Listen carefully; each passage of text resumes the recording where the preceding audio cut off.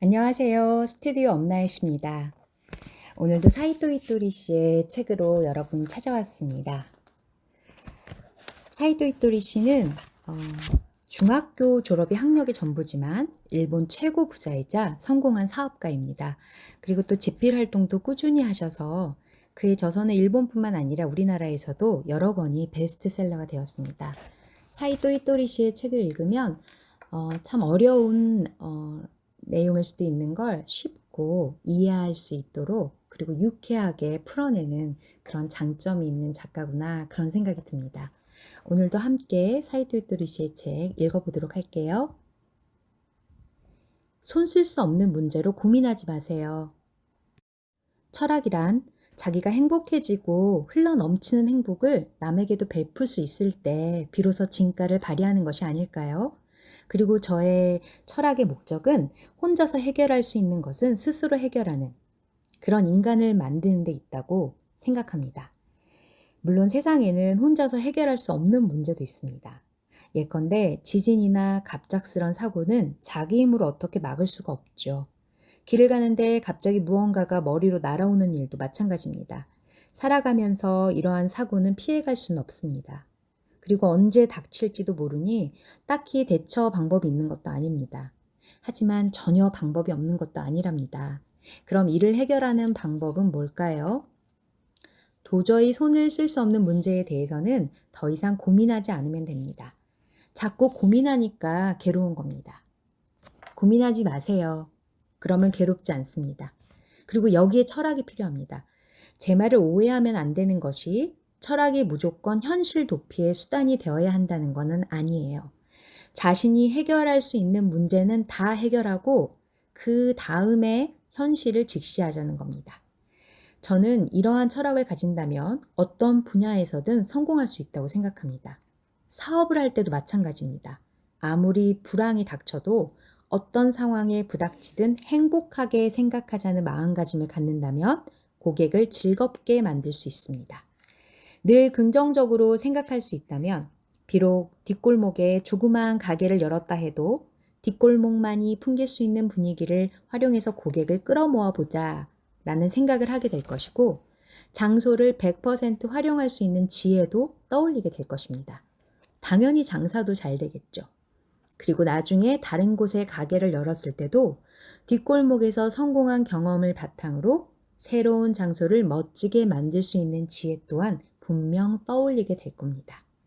그런데 같은 상황에서 가게의 위치가 좋지 않으니까 손님이 안 오는 거야 라고 탄식만 하고 있다면 이런 지혜는 결코 떠오르지 않겠죠. 설사 다른 곳으로 장소를 옮긴다 해도 상황이 좋아질 리는 없을 테고요. 그래서 저는 사업에 있어서도 철학을 중시합니다. 그리고 앞으로도 철학을 계속해서 강조할 생각입니다. 고생을 사서 할 필요까지는 없습니다. 성공을 하기 위해서는 고생해야 한다는 말과 함께 젊었을 때는 고생을 사서라도 하라 이야기를 많이 들었을 겁니다. 하지만 저는 그렇게 생각하지 않습니다. 성공하는데 고생 따윈 필요 없다. 모든 인간은 행복해지기 위해서 태어났으니 고생을 해선 안 된다. 이것이 저의 철학입니다. 저 역시 힘들게 고생해서 성공한 게 아닙니다. 고생하지 않고도 지금 이 자리에 올 수 있었죠. 고생을 사서 하라고요? 고생을 사는 사람이 있다면 저도 한번 고생이라는 것을 팔아보고 싶네요. 그런데 저는 고생을 한 적이 없으니 팔 수도 없습니다. 아는 분께는 좀 싸게 드리고 싶어도 어쩔 수가 없네요. 이런 말을 하면 누구나 놀랍니다. 거참 이상한 말 하는 사람이군 하는 눈빛으로 쳐다보죠. 사람들이 어떻게 보든 저는 개의치 않습니다. 사람은 각자 나름대로의 생각을 가지고 있으니까요. 이것은 누가 옳고 그르다는 차원으로 바라볼 문제가 아닙니다. 그저 저는 그렇게 생각한다는 걸 말하고 싶을 뿐입니다. 제가 이런 생각을 하게 된 것은 초등학교 때부터였습니다. 당시 저희 집에 종종 어른들이 모여 자신들의 고생담을 나누곤 했는데 저는 곁에서 엿들으면서 한 가지 사실을 깨닫게 되었습니다. 성공하지 못한 사람들은 대체로 잘못된 행동을 해서 고생을 하고 있더군요. 쓸데없이 자기 과시를 한다든가 수입보다 많은 지출을 하고 있다든가 혹은 자신이 못하는 일을 하고 있는 것과 같이 말이죠. 반면 성공한 사람들의 말을 들었을 때는 하나같이 자신이 잘하는 일을 해서 성공했다는 것을 알 수 있었습니다. 자신이 잘하는 일이란 결국 자신에게 쉬운 일을 뜻합니다. 그러니 고생 따위는 할 필요가 없겠죠. 그런데 이상하게도 우리 사회에는 성공한 사람은 자신의 고생담을 말해야 한다는 풍조가 있습니다. 성공한 사람의 고생담 중에는 어렸을 적에 전쟁이 터져 이러이런 고생을 했다라는 식의 이야기가 많습니다. 괜한 시비를 걸어서 죄송하지만 그럼 전쟁 중에 고생을 안 하는 사람도 있단 말입니까? 정작 성공한 사람의 이야기를 주의 깊게 들어보면 고생을 해서 잘 된 게 아니라 자신이 잘하는 분야의 일을 했기 때문에 고생 같은 건 거의 하지 않았음을 알 수 있었습니다. 물론 개 중에는 힘겹게 고생해서 출세한 사람도 있겠죠. 그럼 그 사람은 어떻게 성공한 것이냐고요? 그건 자신이 잘하는 분야를 택했기 때문에 출세한 게 아닙니다. 예컨대 자신이 소유하던 부동산 값이 치솟아 부자가 되었다든가 하는 경우가 대부분입니다. 다시 말하지만 성공하기 위해 꼭 고생이 필요한 건 아닙니다. 학창 시절을 떠올려 보세요. 선생님은 잘못을 저지른 학생에게 넌 복도에 나가 서 있어 라고 말하곤 합니다. 만약 잘못을 저지르지 않았다면 당연히 그런 말을 들을 필요도 없겠죠. 뭔가 일이 잘 풀리지 않는다면 그것은 자기가 하는 방식이 잘못되었기 때문입니다. 그 잘못을 고치기만 하면 고생은 사라집니다. 원래 행복의 기준은 사람마다 다른 겁니다. 앞서 말했듯 저는 세금을 얼마나 많이 낼 수 있는가 하는 게임을 즐겼습니다. 하지만 납세 순위 1위에 오르는 것을 목표로 하진 않았습니다. 믿지 않을지도 모르겠지만 이는 사실입니다. 물론 부자가 되고 싶기는 했지만 납세 순위 1위가 되기 위해서 열심히 일한 건 아닙니다. 그저 언제 어디서든 즐거운 사람이 되고 싶었을 뿐이죠. 인간은 그저 가만히 있어도 살아갈 수 있는 존재가 아닙니다. 뭔가 일을 해야 합니다. 그리고 좋든 싫든 돈이 없으면 살아갈 수가 없습니다. 나는 돈 없이도 살 수 있어요. 이런 말을 하는 사람도 있지만 누가 대신 일을 해서 돈을 벌어주는 경우에나 해당되는 말이죠. 실제로 돈이 한 푼도 없는데 살아갈 수 있는 사람은 어디에도 없습니다. 그럼 돈이 충분히 많으면 행복한가? 라고 묻는 분도 있겠지만 꼭 그렇지만도 않습니다. 예를 들어 일이 너무 싫어 회사에 있는 시간이 짜증난다면 퇴근하고 술을 마셔도 행복하지 않겠죠. 그리고 일이 잘 풀리고 있더라도 건강이 안 좋으면 그 역시 행복하지 않을 겁니다. 따라서 행복이라는 것은 자동차에 달린 바퀴에 비유할 수 있습니다. 4개의 바퀴 중 어느 한 개라도 펑 하고 펑크가 나면 그 차는 달릴 수 없는 이치와도 같죠. 그러나 행복의 기준이라는 것은 사람마다 다릅니다.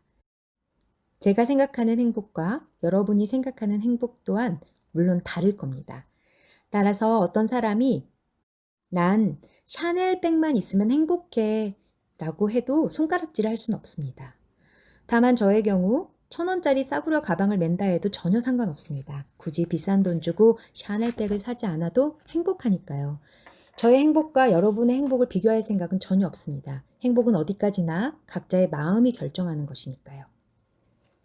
제가 말하는 것은 그저 참고만 하시고 각자 스스로 자기 나름대로 행복을 찾으면 됩니다. 행복을 찾기 힘든 사람은 어떻게 하면 좋냐고요?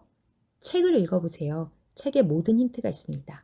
세상의 수많은 책들은 이럴 때 정말 큰 도움이 됩니다. 열심히 여러 종류의 책을 읽다 보면 자신에게 딱 들어맞는 진정한 행복이 어떤 건지 분명히 알게 될 겁니다. 필요 없는 것을 많이 가지려 하면 고통으로 돌아옵니다. 옛날 어느 영주는 100만 섬의 쌀을 가진 엄청난 부자였다고 합니다. 하지만 그 100만 섬이나 되는 쌀을 영주 혼자서 다 먹었다는 기록은 어디에도 없습니다. 100만 섬의 쌀로 자신의 가족, 부하, 그리고 부하의 가족들까지 부양했던 거죠. 물론 건축물을 유지하고 보수하는 비용도 들었겠지만요. 예전부터 저는 이런 말을 곧잘 들어왔습니다. 사이토 씨는 돈이 많아서 참 좋겠네요. 물론 손님들이 우리 회사의 상품을 많이 사주신 덕분에 큰 돈을 벌 수 있었으니 저는 행복합니다. 하지만 저는 상인입니다. 그리고 상인에게는 많은 돈이 필요합니다. 생선 가게에는 생선이 많아야 하고 야채 가게에는 야채가 많아야 하듯이 말입니다.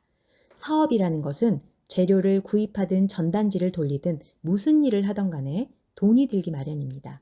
또 거래처에 제때 돈을 줄 수 있으려면 안정된 경영을 해야 하죠. 그래서 저에게는 많은 돈이 필요합니다. 때문에 돈이 많으니까 참 좋겠네요 라는 말을 들으면 저는 뭐라 대답해야 할지 몰라 순간 말문이 막히곤 합니다. 큰 사업을 하는 사람도 아닌데 많은 돈을 갖는 것은 일반 가정집이 야채 가게를 차릴 수 있을 만큼 많은 야채를 갖고 있는 것과 다름없습니다. 온 집안에 야채가 널려 있어 지나다니는 것조차 불편한 생활을 굳이 할 필요가 있을까요? 그 많은 야채를 다 먹기도 힘들 겁니다.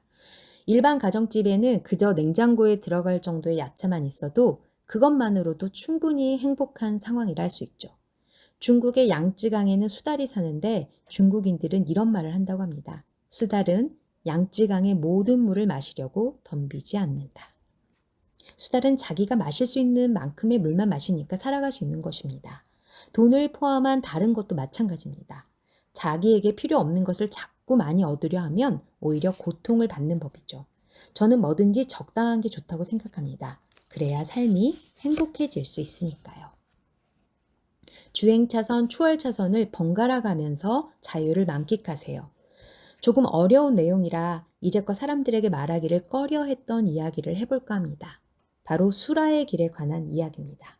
수라의 길이란 화염지옥과 얼음지옥 따위의 지옥 사이에 있는 가늘고 구불구불한 길을 말합니다.